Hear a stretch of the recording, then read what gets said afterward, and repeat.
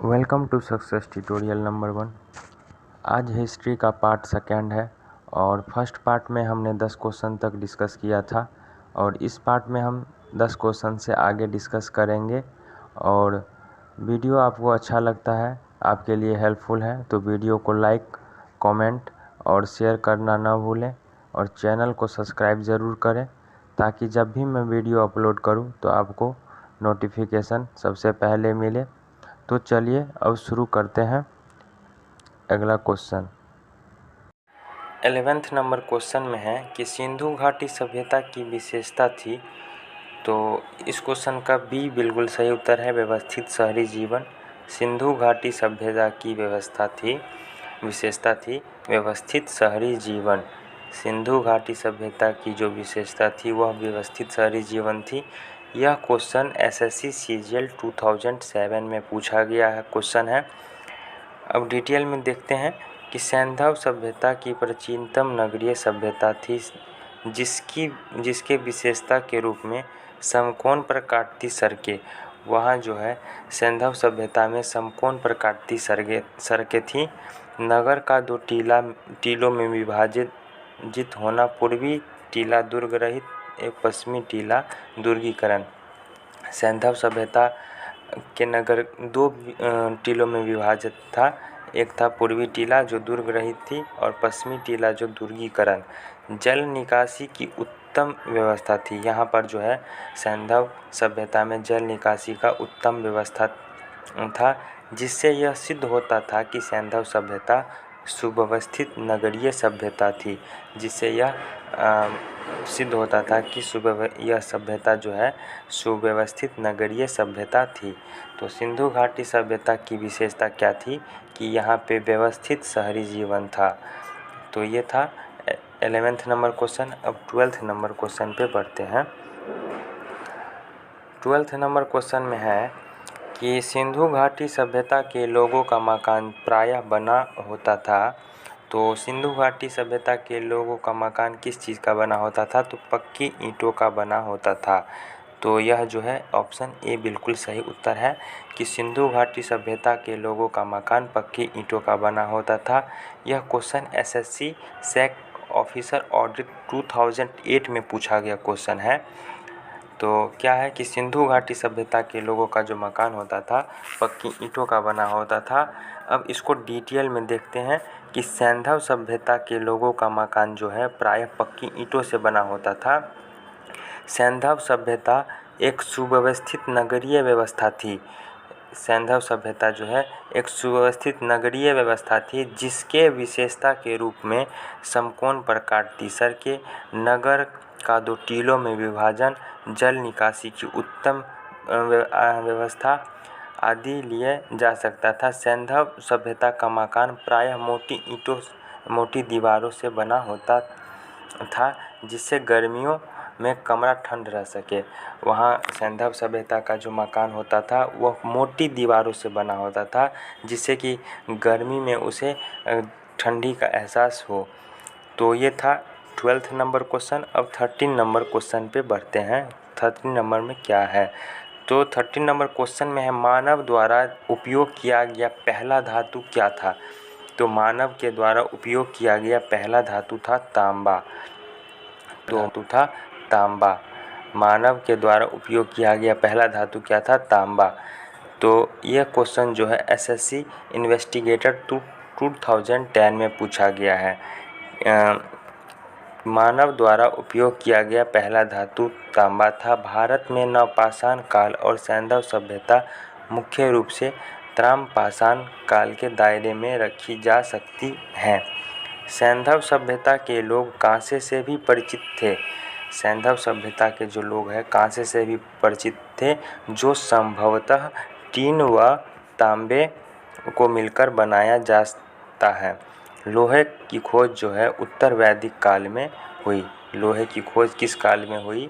उत्तर वैदिक काल में हुई। लोहे की खोज किस काल में हुई? उत्तर वैदिक काल में हुई। अब 14 नंबर क्वेश्चन पे बढ़ते हैं। 14 नंबर में क्या है?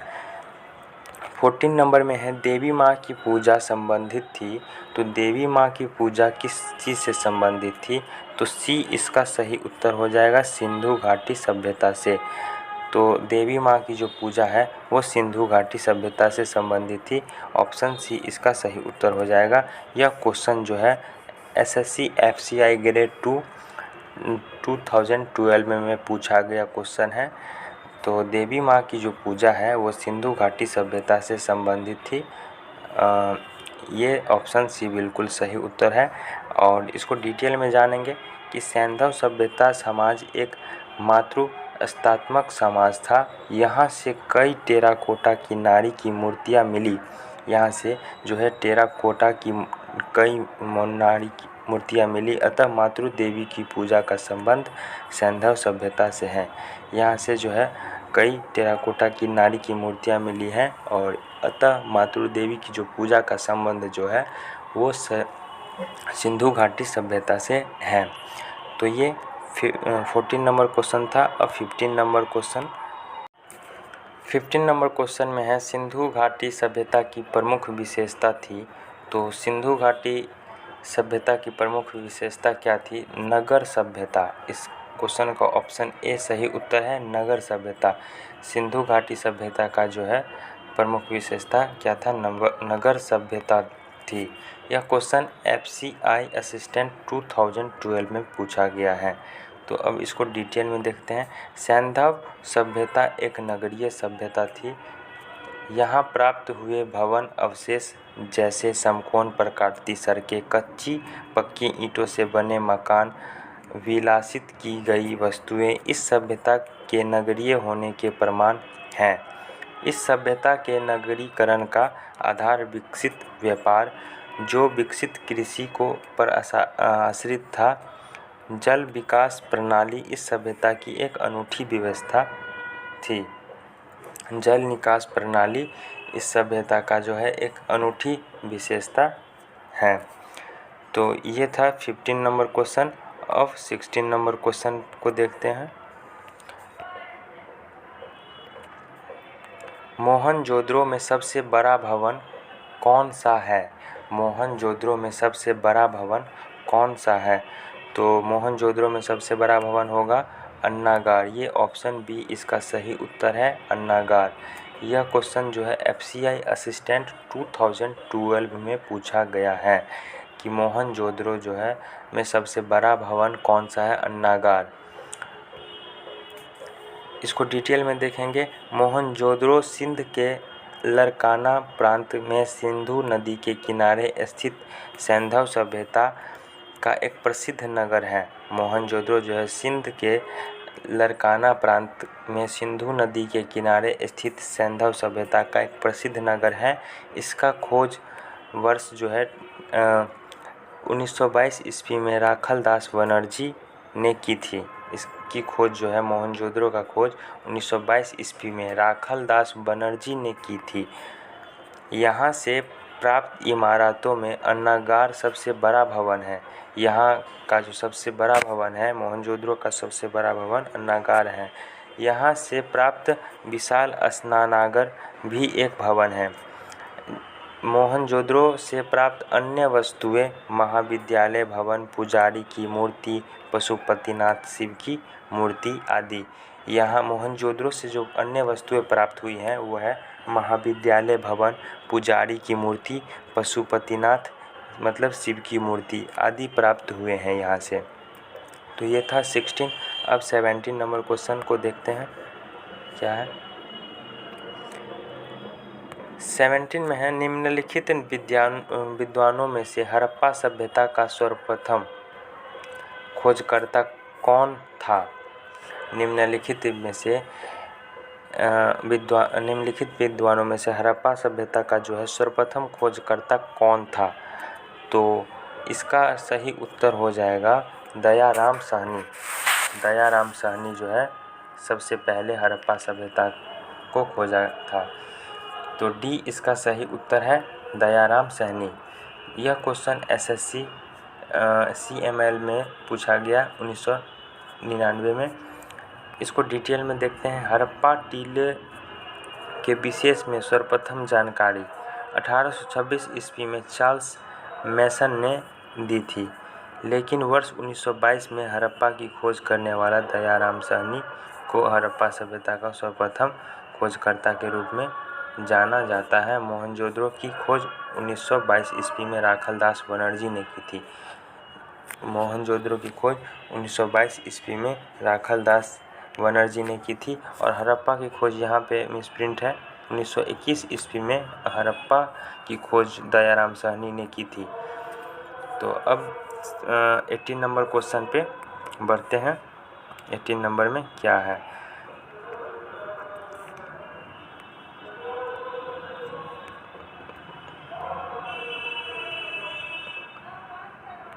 कलिबंगन स्थित है।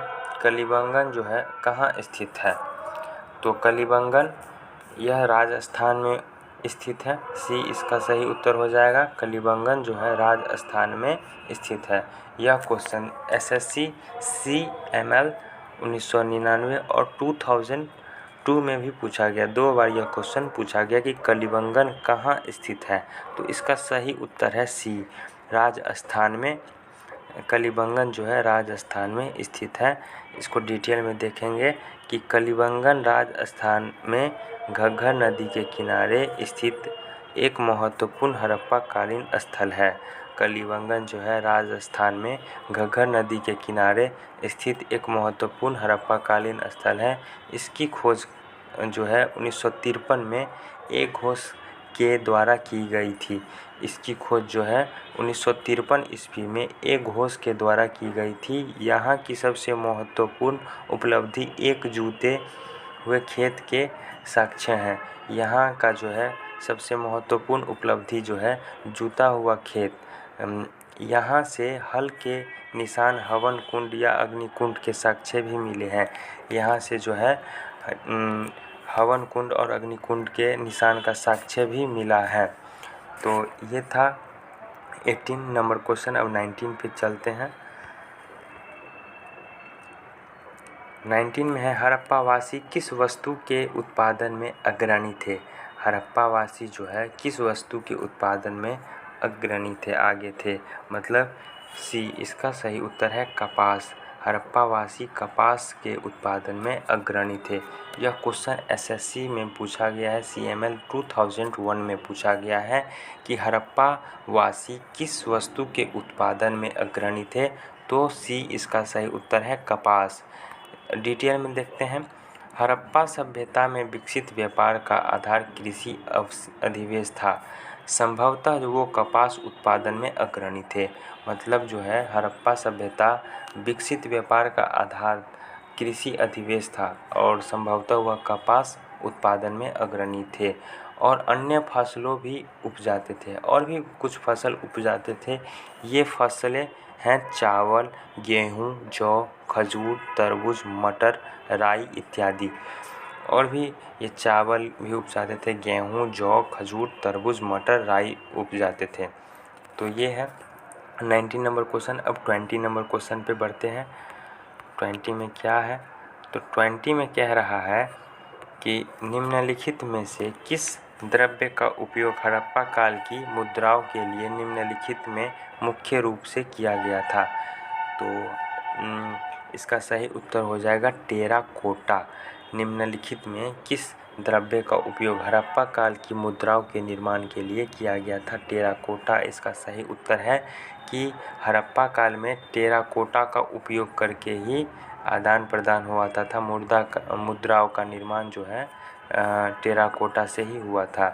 तो इसका ऑप्शन ए बिल्कुल सही उत्तर है। यह एसएससी के 2002 में पूछा गया क्वेश्चन है CML में।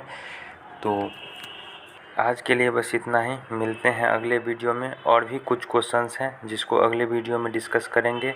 अगर वीडियो आपको अच्छा लगा तो वीडियो को लाइक ज़रूर करें और चैनल को सब्सक्राइब ज़रूर करें। Okay, thank you for watching.